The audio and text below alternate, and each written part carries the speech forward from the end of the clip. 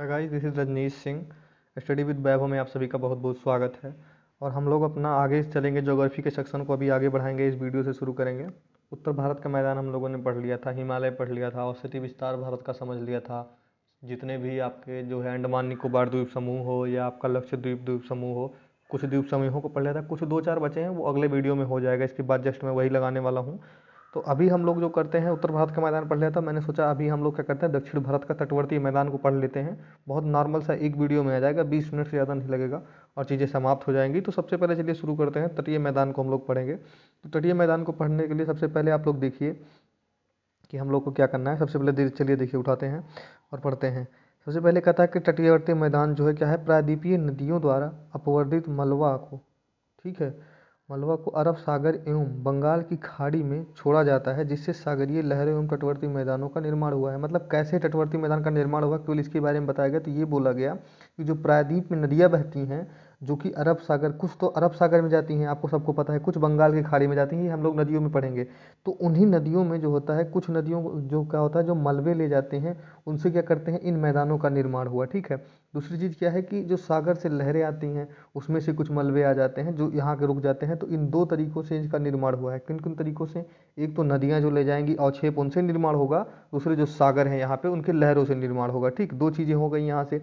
अब फिर यह है, बंगाल की खाड़ी के तटीय मैदान जो है अरब सागरीय तटीय मैदान से चौड़े होते हैं, क्योंकि यहाँ पर गिरने वाली नदियाँ लंबी होती हैं।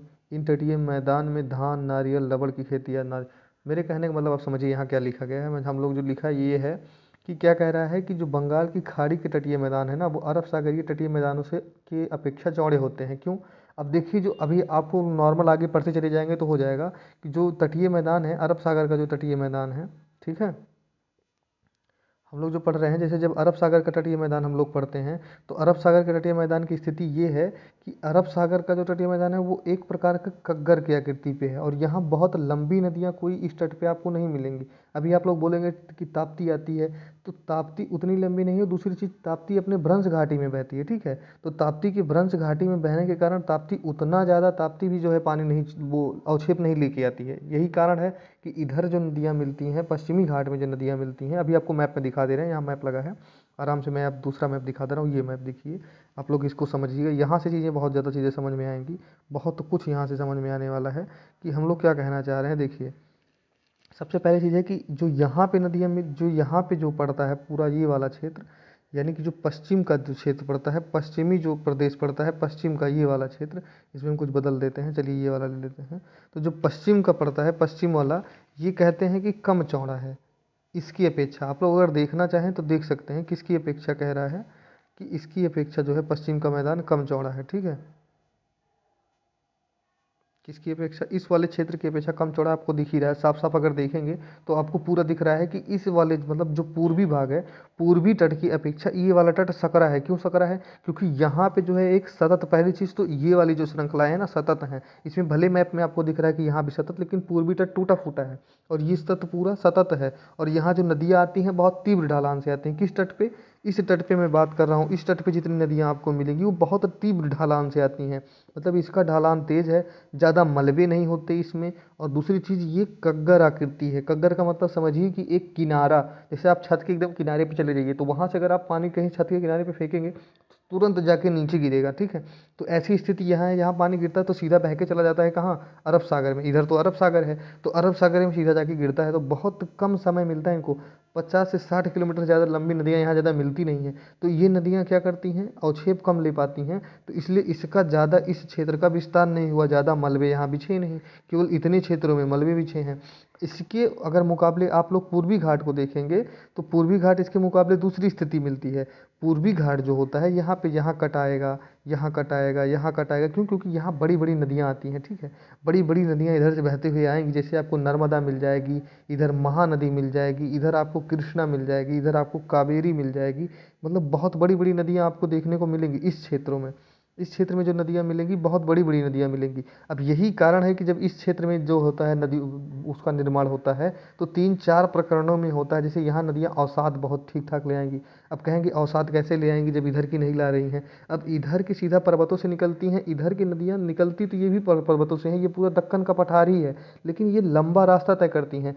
जितना लंबी दूरी तय करेंगी नदी उतनी ज़्यादा मलबे उसके उठाने के वो हैं, उतना ज़्यादा उसमें मलबा होगा। अब वो मलबा लाएंगे तो ये तटों पे छोड़ देंगे क्योंकि यहाँ मंद हो जाएगी गति, तो तटों पे छोड़ेंगे। अभी उत्तर भारत में हम लोगों ने यही चीज़ें पढ़ा। अब तटों पे छोड़ेंगे तो इन तटों का निर्माण होगा, तो ये वाला तट ज़्यादा चौड़ा है। आपसे केवल इतना पता होना चाहिए कि जो पूर्वी घाट है, पूर्वी घाट के जो मैदान है, पूर्वी तटीय मैदान है, वो मुकाबले पश्चिमी घाट के ज़्यादा चौड़ा है। ठीक, बस इतना समझ के चलिए। अभी यहाँ से इतनी पॉइंट को केवल समझना था।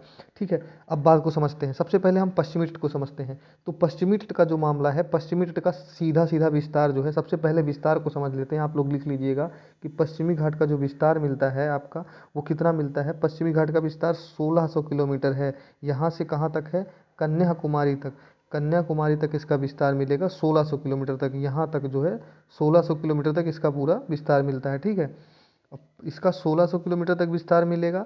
उसके बाद में इसकी ऊंचाई जो मिलेगी वो 2000 किलोमीटर के आसपास इसकी ऊंचाई मिलेगी। ठीक, 2000 किलोमीटर के, 2000 किलोमीटर कह रहे हैं, सॉरी, 2000 मीटर, 2000 मीटर तक इसकी जो है लगभग ऊंचाई मिलती है। ठीक है, बार बार लैप कर जा रहा है।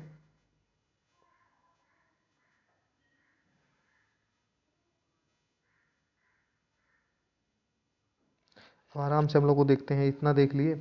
अब आराम से समझिए कि इसकी लंबाई मैंने बोल दिया कि यहाँ से क्यों बोला, क्योंकि इसके 4 पार्टों में हम लोग डिवाइड करते हैं। इस क्षेत्र को तो कहते हैं यहाँ तक, लेकिन इसके इधर जो क्षेत्र पड़ता है ना, इसे काठियावाड़ का तट कहते हैं, इसे काठियावाड़ का तट कहते हैं। अब आराम से चलते हैं, ऊपर से थोड़ा चीज़ों को देखते हैं। यहाँ से सीधा बीच से नहीं समझना है, चीज़ों को समझना है। इस वाली लाइन को हम लोग समझ लेते। उसके बाद हमको ये समझना था कि जो यहाँ पाया जाता है उसको 2 भागों में डिवाइड करते हैं। एक ये भाग, एक मतलब इसको 2 पार्ट में डिवाइड किया जाता है, पूर्वी तट और पश्चिमी तट। अब पूर्वी तट और पश्चिमी तट के अंतर कहाँ से आता है, कन्याकुमारी के इस क्षेत्र में जो पड़ेगा वो हो जाएगा क्या, पूर्वी तट, और कन्याकुमारी के इस क्षेत्र में जो पड़ेगा वो पड़ जाएगा पश्चिमी तट। मेरे कहने का मतलब समझिए, अगर मैं ब्रश लूँ तो और उसके बाद मैं आराम से इसको इरेज करके देखिए, अब दिखाता हूँ। अब हम लोग अगर एक भारत का मैप बनाते हैं तो यहाँ कन्याकुमारी अगर पड़ रहा है तो इसके इधर ये पूर्वी तट और इधर ये पश्चिमी तट। ठीक, यहाँ से इतना समझ लीजिए। ठीक, अब आगे बढ़ते हैं, चलिए देखिए, देखिए मस्त से। कह रहा है कि समुद्र तट की लंबाई 7516 किलोमीटर है भारत में। ये पहले ही चैप्टर में पढ़ चुके हैं कि भारत में समुद्र तट की लंबाई इतनी है। ठीक है, उसके बाद में इसमें 6100 किलोमीटर तो मुख्य भूमि की तट रेखा है और 1197 किमी जो है द्वीपों की रेखा है। ठीक, और थोड़ा ज़्यादा है लेकिन यहाँ 1197 लिखा गया है। ठीक है, उसके बाद में इसको हम समझते हैं कि क्या कहना क्या चाह रहा है आगे। ठीक है, पूरा मैटर हम लोग पढ़ेंगे, देखते हैं। कह रहा है कि भारत में जो तटीय रेखा है 13 राज्यों से गुजरती है। 13 राज्य और केंद्र शासित प्रदेश। हम लोग इससे पहले पढ़ा था कि भारत की तट रेखा 9 राज्य से है, तो 9 राज्य एकदम सही है।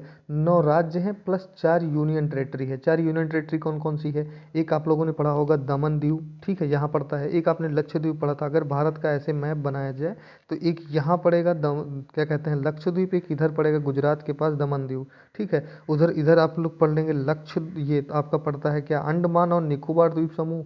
और यहाँ पड़ता है आपका क्या, जो एक और पड़ता है यूनियन टेरिटरी पुदुचेरी।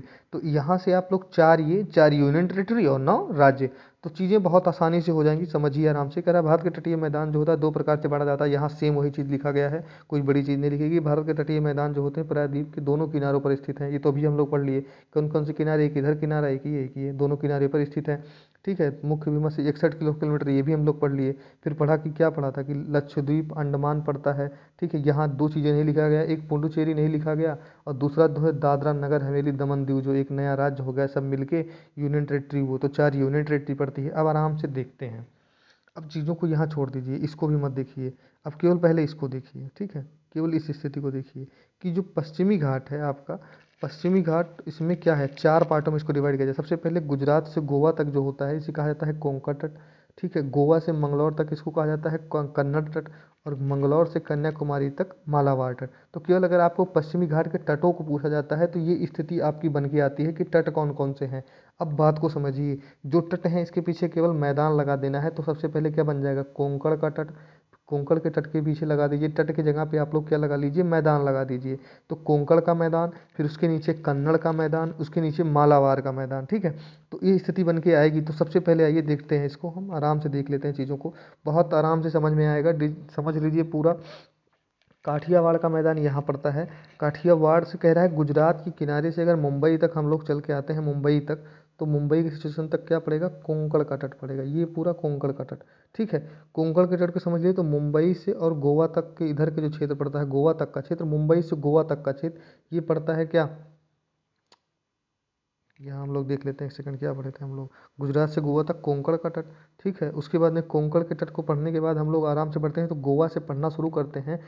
ये पूरा आप लोग आते हैं कर्नाटका के तट तक, तो यहाँ तक क्या पड़ता है, मंगलौर तक, ये पड़ता है जो होता है आपका, इसे एक अलग नाम दिया जाता है, इसे नाम देता है केनारी तट या कन्नड़ तट या इसे कनाडी तट का। कोंकण तट पढ़ा, फिर कन्नड़ तट पढ़ा, फिर मालाबार तट। मालाबार तट जो है केरला राज्य में पड़ता है, ठीक है। केरला राज्य का जो तट है उसे मालाबार तट कहते हैं, ठीक। तो पश्चिमी घाट में हम लोगों ने इतना पढ़ लिया इधर का। अब इसको आगे चल के समझने का प्रयास करते हैं कि काठियावाड़ का तट क्या है। ये देख लीजिए आराम से, आपके साथ लिखा गया है कि ये, इसे हम लोगों ने अलग पढ़ा। गुजरात का जो तट पड़ता है उसे कहते हैं काठियावाड़ तट। इसे अलग सिचुएशन में पढ़िए कि ये काठियावाड़ का तट है।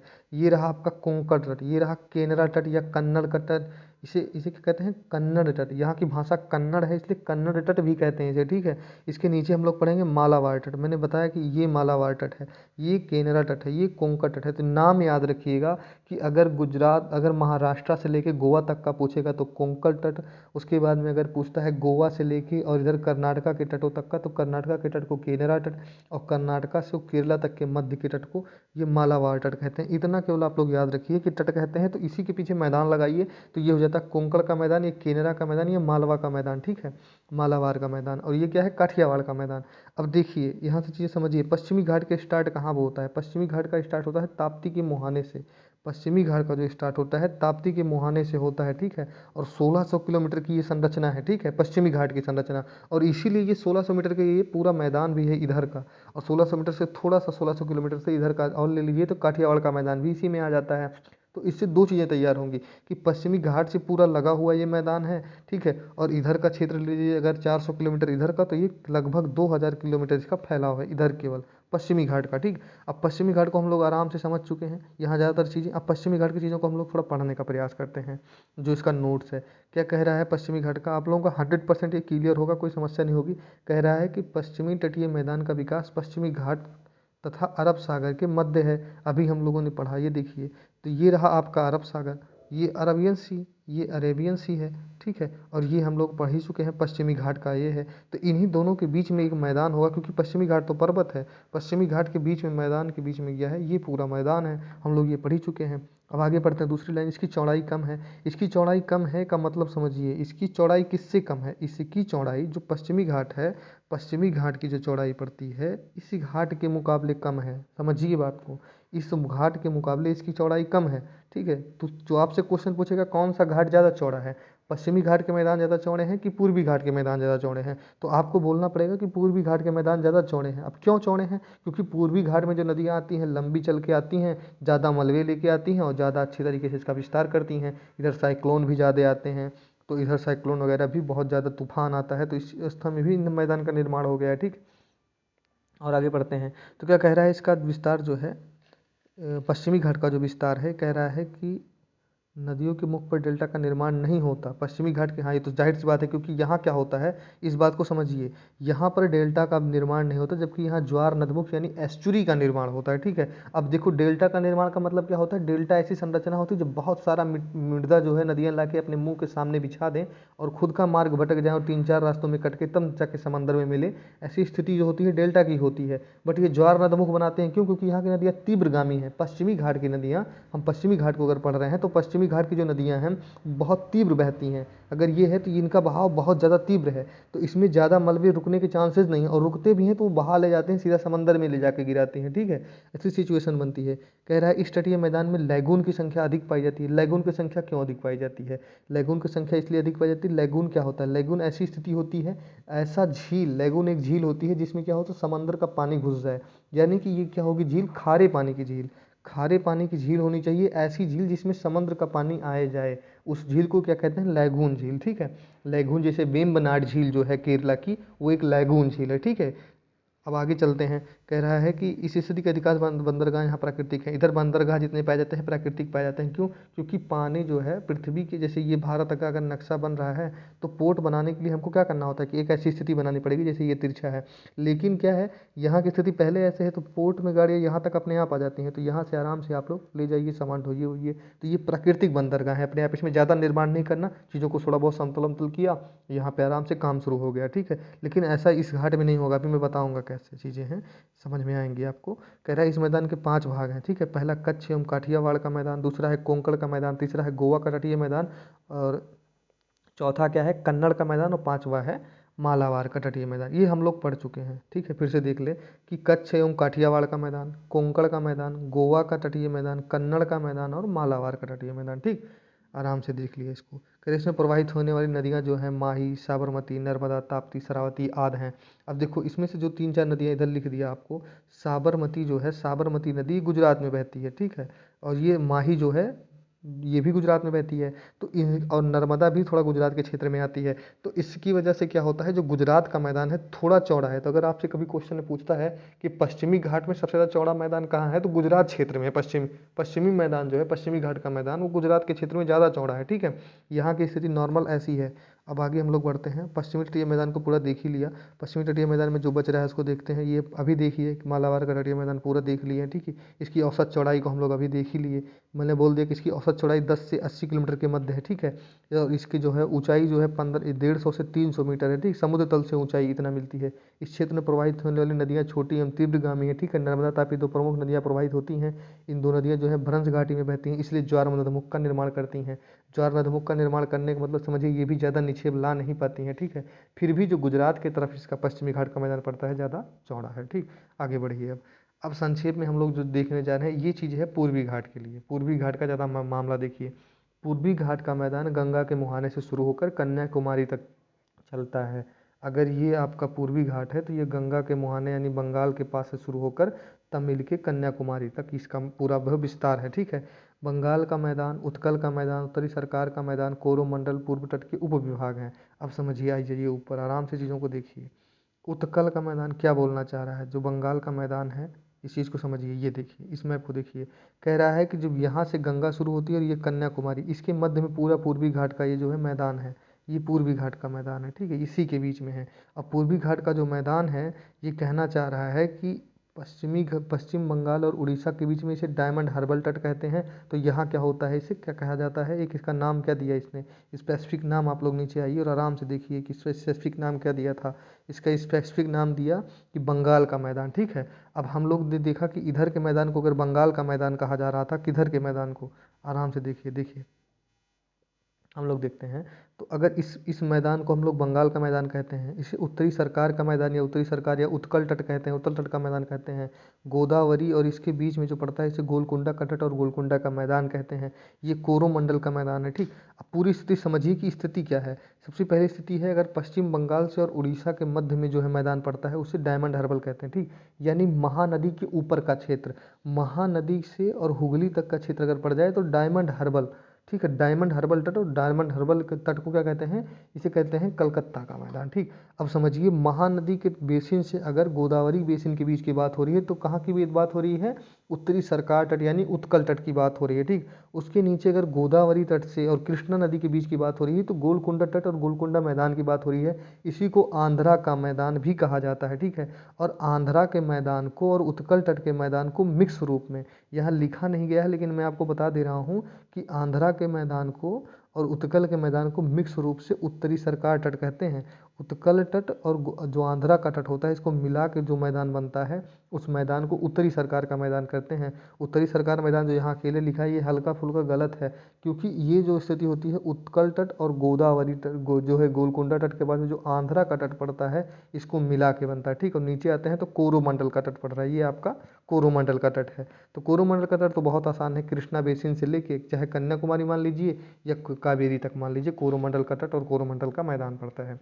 तो यहाँ तक पूर्वी घाट और पश्चिमी घाट का जो है मैटर समझ में आ गया होगा आप लोगों को। अब इसमें से 7-8 क्वेश्चन खाली आपको याद होना चाहिए जो यहाँ पे ब्रीफ में लिखा है, जो पतले में लिखा है, बाकी आप लोग PDF देख लीजिएगा अगर देखना होगा। तो क्या लिखा गया है देखिए, संक्षेप पूरा देखते हैं कि पूर्वी तटीय मैदान गंगा के मुहाने से लेकर कन्याकुमारी के मुहाने तक है, ये हम लोग देख चुके हैं। ठीक, दूसरा कह रहा है बंगाल का ये तट कहते हैं। ठीक है, इसे बंगाल का मैदान, उत्कल का मैदान, उत्तरी सरकार का मैदान, कोरोमंडल का तट कहते हैं। ठीक है, तमिलनाडु के इलाके में इसे कोरोमंडल कहा जाता है, ये भी पढ़ के आए। आंध्रा के इलाके में उसे उत्तरी सरकार तट कहा जाता है। उत्तरी सरकार तट जरूर कहा जाता है, लेकिन समझिए आंध्रा तट को और प्लस उत्कल तट को मिक्स को आंध्र सरकार तट कहते हैं। किसी किसी पेपर में आंध्र प्रदेश और जो कहते हैं उत्कल तट को मिक्स रूप में बोला गया है कि उत्तरी सरकार तट है। मेरे कहने का मतलब आप समझिए, मैं लिख दे रहा हूँ कि अगर आंध्रा तट प्लस उत्कल क्या कहते हैं उत्कल तट दे दे, यानी जो उड़ीसा में पड़ता है उत्कल तट, दोनों का मिक्स करके दे दे, तब उत्तरी सरकार तट कहा जाता है। लेकिन कहीं कहीं नहीं लिखा है। उत्तरी सरकार तट के ऊपर उत्कल तट एवं बंगाल का मैदान है। ये तो नॉर्मल सी स्थिति हम देख के आई हैं। यहाँ के नदियाँ जो है मंद गति से प्रवाहित होती, जाहिर सी बात है। यहाँ की नदियाँ दूर से बहुत बहुत लंबी लंबी नदियाँ आती हैं। अब लंबी नदियों में मलबे ज़्यादा होते हैं और ये थोड़ा मैदानी क्षेत्र है, इसलिए यहाँ के नदियों का जो है बहाव थोड़ा धीमा है, जाहिर सी बात है। इसमें उड़ीसा में चिल्का खानी पानी की झील है। खारे पानी की झील क्यों है चिल्का? क्योंकि चिल्का में भी जो होता है समुद्र के एकदम किनारे है, लैगून है, यहाँ भी समुद्र का पानी घुस जाता है, इसलिए ये क्या है, एक लैगून झील है। ठीक, पूर्वी तट छिछला है क्योंकि इसकी प्राकृतिक बंदरगाह की संख्या कम है। अब देखिए पश्चिमी तट पे मैंने बोला कि जो है प्राकृतिक बंदरगाह ज़्यादा है, क्यों? क्योंकि यहाँ बहुत अंदर नहीं आना है, पानी एकदम तट से सटा हुआ है। ठीक, और उसके बाद नॉर्मल सिचुएशन ऐसी है कि यहाँ ऐसे लेगून पाए जाएंगे कि आपको ज़्यादा काटना पीटना नहीं पड़ेगा, ना ज़्यादा गहरा करना पड़ेगा, ना नाल जैसे जब बंदरगाह बनाया जाता है एक नाली जैसी आकृति बनाई जाती है कि यहाँ तक आप जो है गाड़ी यहाँ तक आएगी, नाव यहाँ तक आए, ताकि यहाँ उतर जाए, इधर उतर जाए, इधर उधर सामान पूरा उतर जाए, जैसे लद के चला जाए, कोई भी चीज़। लेकिन ऐसा पश्चिमी घाट में केवल हो सकता है। पूर्वी तट का जो मैदान है एकदम समतल टाइप का है, तो यहाँ तक इसमें क्या करना पड़ता है, पोर्ट को बनाया। जैसे यहाँ से मुझे मान लो ये पूरा पूरा पोर्ट है हम लोगों का, ये पूर्वी घाट का। ठीक, और हमको पता है कि हमको यहाँ तक लाना है, यहाँ मैं पोर्ट का विकास कर रहा हूँ, तो पानी यहाँ तक लाने के लिए हमको इतना काटना पड़ेगा, इतना इसको प्राकृतिक रूप से निर्मित करना, हम लोग को कृत्रिम रूप से निर्मित करना पड़ेगा इतने क्षेत्र को। तो इतने क्षेत्र को कृत्रिम रूप से काट पीट के बनाया जाएगा, तब आएगा क्या है, तब यहाँ से वाहन चल के इधर आ पाएगा। ठीक, लेकिन पश्चिमी घाट में ऐसा नहीं है। पश्चिमी घाट की स्थिति क्या है समझ लीजिए कि केवल यहीं यहाँ तक तो पानी ही है, बस यहाँ से हल्का सा ये आ गई गाड़ी, अगर हल्का फुल्का आप लोग कर दे तो यहाँ तक नाव आ गई, आराम से उतर के चला गया। ऐसी स्थिति देखने को आपको मिलती है। ठीक है, अब देखिए कच्छ से लेकर कन्याकुमारी तक जो है पश्चिमी तटीय मैदान है। ये तो पश्चिमी तट के मैदान की विशेषता यहाँ से स्टार्ट हो गई। अब पश्चिमी तट के मैदान जो है कच्छ से लेकर कन्याकुमारी तक है। ठीक है, अगर यही पूछता कि पश्चिमी तट कहाँ है, तो वो तो ताप्ती से शुरू होता है, लेकिन मैदान से इसका कोई रिलेशन नहीं है। मैदान जो पड़ता है ये यहाँ तक पूरा पड़ता है। अब पश्चिमी तट देखिए, चीज़ों को बहुत साफ रखिए। पश्चिमी तट जो शुरू होता है, पश्चिमी तट जो होगा वो पूरा है इधर का, गुजरात से लेके और ये कन्याकुमारी तक का पूरा तट पश्चिमी तट है, और उस तट से लगा जो मैदान होगा वो पश्चिमी तट का मैदान होगा। लेकिन अगर यहीं पश्चिमी घाट पड़ेगा तो पश्चिमी घाट वाले में आप पढ़ेंगे कि पश्चिमी घाट जो पड़ती है पहाड़ियाँ, वो ताप्ती से शुरू होती हैं और नीलगिरी तक जाती हैं। तो केवल इतनी सिचुएशन पड़ती है, तो इसको भूल जाइए आप, ये नहीं है। पश्चिमी तटीय मैदान जो होगा पश्चिम के पूरे तट से लगा है, और पश्चिमी का तट शुरू होता है कच्छ के रण से, और कच्छ के रण से कन्याकुमारी तक का पूरा क्षेत्र हमको जानना है। कह रहा है पश्चिमी तटीय मैदान पूर्वी तटीय मैदान की अपेक्षा सकरा है। अभी पढ़ लिया हम लोगों ने क्यों सकरा है, क्योंकि नदियाँ तीव्रगामी हैं। पश्चिमी तटीय मैदान गुजरात में कुछ चौड़ा है, अभी पढ़ा क्यों, क्योंकि यहाँ कुछ नदियाँ आती हैं जो लंबी हैं। दूसरी चीज़, कुछ नदियाँ इसमें मैदान से चल के आती हैं, जैसे साबरमती वगैरह। अब गुजरात से ये क्या करती हैं कि ये पूरा उधर से चल के आती हैं, मैदानों से चल के, तो थोड़ा निक्षेप होता है तो थोड़ा ये लोग निर्माण कर देती हैं। ठीक है, कर्नाटका का मैदान गोवा से मंगलौर तक है। ठीक है, ये लोग अभी पढ़ ही चुके हैं। गोवा से लेकर अगर मंगलौर तक का जो मैदान पड़ेगा उसे कर्नाटका का मैदान या कन्नड़ का मैदान कहेंगे। ठीक है, केरला के तटीय इलाकों को मालाबार का तट कहते हैं, ये हम लोग पढ़ चुके हैं। पश्चिमी तट के बहुत ही प्राकृतिक बंदरगाह हैं, अभी पढ़े। ठीक है, कांडला बंदरगाह कच्छ जिला गुजरात में पड़ता है, देश का सबसे प्रमुख बंदरगाहों में से एक है। कांडला बंदरगाह का एक और नाम है श्यामा प्रसाद मुखर्जी बंदरगाह। ठीक है, अब कुछ यहाँ पोर्ट और पड़ते हैं, जैसे जो ये मुर्मुगोवा का, ये मझगांव पोर्ट मुंबई, नहावा पोर्ट, नेहावा शेवा पोर्ट मुंबई, इसका नाम है जवाहरलाल नेहरू पोर्ट, अभी इस समय पे इसका जवाहरलाल नेहरू पोर्ट है। मर्मगोवा जो पड़ता है गोवा में पड़ता है, मैंगलोर का जो है समझ ही रहे हैं कर्नाटका में पड़ता है, ये इतना तट। और कोच्चि तट जो पड़ता है ये केरला में पड़ता है। ठीक, कोच्चि जो है बंदरगाह है, मंगलोर भी बंदरगाह है, मुर्मुगोवा बंदरगाह है, नेहन साउ सेवा ये भी बंदरगाह है, मझगांव पोर्ट ये भी बंदरगाह ही है। ठीक, इतना हम लोग इधर देख चुके हैं, सारी चीज़ें हमें लगता है सारी चीज़ें इतना हम देख ही चुके हैं। तटों को हम लोग समझ चुके हैं। फिर से एक बार तटों को देख लेते हैं। ये तट ज़्यादा चौड़ा, ये तट कम चौड़ा, इसका विस्तार कहाँ से, कच्छ से लेके कहाँ तक, कन्याकुमारी तक। इसकी जो विस्तार मिलेगा आपको कच्छ से लेके कन्याकुमारी तक पूरा विस्तार मिलेगा इसका। ठीक है, इसका विस्तार कहाँ से, गंगा के मुहाने से लेकर कन्याकुमारी तक। ठीक है, ये पूरा चौड़ा है, ये कम चौड़ा है, क्यों, क्योंकि ये कग्गर है, यहाँ नदियाँ ज़्यादा मलबे नहीं लाती, ये कग्गर नहीं है, मैदान है हल्का, यहाँ नदियाँ लाती हैं। अब ठीक है, आराम से सिचुएशन समझ में आ गई। इधर के तट को 3 पार्ट में डिवाइड किया गया, 4 पार्ट में जो है मालाबार का तट, कोंकण का तटीय मैदान, काठियावाड़ का तटीय मैदान। ठीक, इधर कितने पार्ट में डिवाइड किया गया है? आंध्रा का तटीय मैदान, उत्कल का तटीय मैदान, कोरोमंडल का तटीय मैदान, और इस दोनों को मिक्स रूप में क्या कहा जाता है? उत्तरी सरकार का तट। किसी किसी किताब में ये वाली सिचुएशन ना लिख के ये सिचुएशन लिखी गई जो एकदम ऊपर लगा है ये, तो ये हम लोग नोट्स जो बना है यहाँ पे, ये सिचुएशन भी होती है, लेकिन ये किसी किसी किताब में किसी किसी में नहीं है। ठीक है, तो दोनों सिचुएशन को आप लोग ध्यान में देखिए, देखिए रहिएगा, कोई समस्या नहीं है। अब बाकी हम लोग पूरा देख ही चुके हैं। अब अगर आप लोग थोड़ा भी ये समझ में आया हो, अच्छा लगा हो, तो प्लीज़ चैनल को लाइक करिएगा और हो सके तो सब्सक्राइब जरूर करिएगा। बाकी धन्यवाद, देखते रहिए स्टडी विद वैभव, आप सभी का स्वागत है।